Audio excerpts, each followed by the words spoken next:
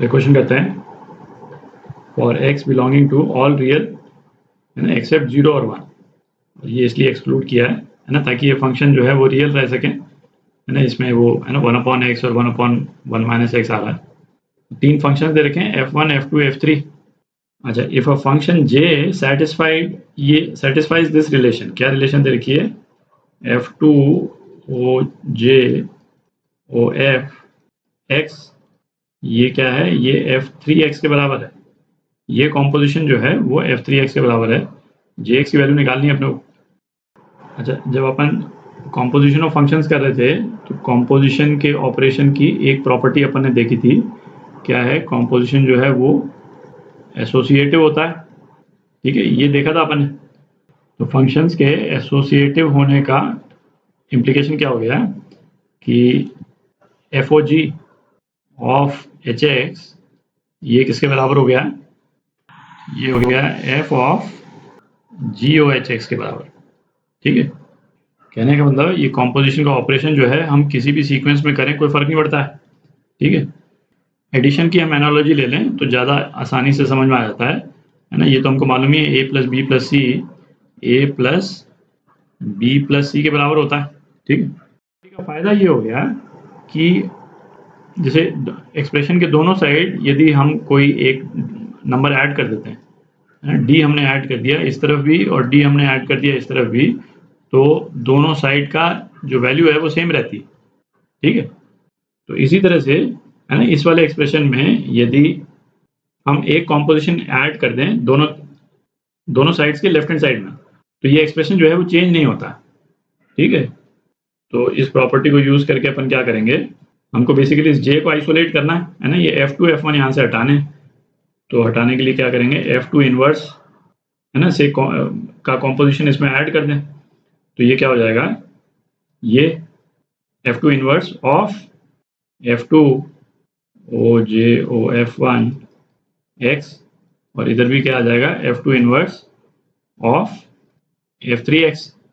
ठीक है, इसको मैं हटा देता हूँ, तो ये क्या हो जाएगा है ना, इसमें भी कॉम्पोजिशन का सीक्वेंस अपन चेंज कर दें तो f2 इनवर्स o f2, इसको एक साथ ले लेते हैं है ना, o j o f of x है ना, इस तरह से कर देते हैं।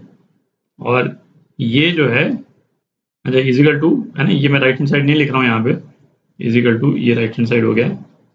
ये एक्सप्रेशन ये क्या हो जाएगा, ये आइडेंटिटी फंक्शन हो जाएगा। ठीक है, तो ये तो हट ही गया।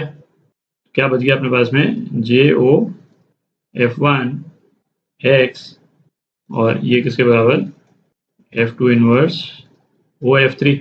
ठीक है, x।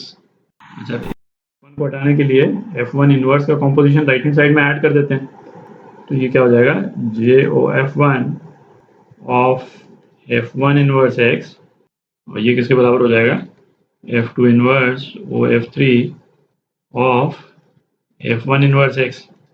ठीक है, तो अगेन हम है ना, अब मैं ब्रैकेट यहाँ पे लगा दूं, यदि इस तरह से ब्रैकेट लगा दूं तो ये f1 और f1 इनवर्स ये क्या हो गए, आइडेंटिटी फंक्शन हो गए। ठीक है, तो ये तो यहाँ से हट जाएगा क्योंकि है ना j का कॉम्पोजिशन आइडेंटिटी फंक्शन के साथ में तो j ही रह जाता है ना, और यहाँ पे भी आइडेंटिटी फंक्शन का कॉम्पोजिशन किसी भी फंक्शन के साथ में वही फंक्शन रह जाता है, इसलिए i को अपन हटा देते हैं। तो ये क्या रह गया, jx, ये हमने आइसोलेट कर लिया।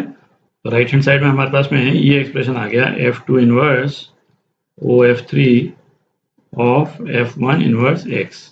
ठीक है, तो अब इस राइट हैंड साइड को अपन इवेल्युएट कर लेते हैं, जगह बना लेते हैं थोड़ी। तो अपने को दो फंक्शन चाहिए, एक तो f2 इनवर्स और एक f1 इनवर्स। तो f2 इनवर्स कर रहे हैं अपन, f2x, इसको y कर लेते हैं, ये 1 - x। ठीक है, तो इनवर्स निकालने के लिए y की जगह x और x की जगह y रख देते हैं, तो x इजिकल टू 1 - y, तो y कितना आ गया, 1 - x ही आ गया। ठीक है, तो f2 इनवर्स x ये क्या हो गया, 1 - x ही हो गया। ठीक है, तो ये तो आ गया आपका f2 इनवर्स।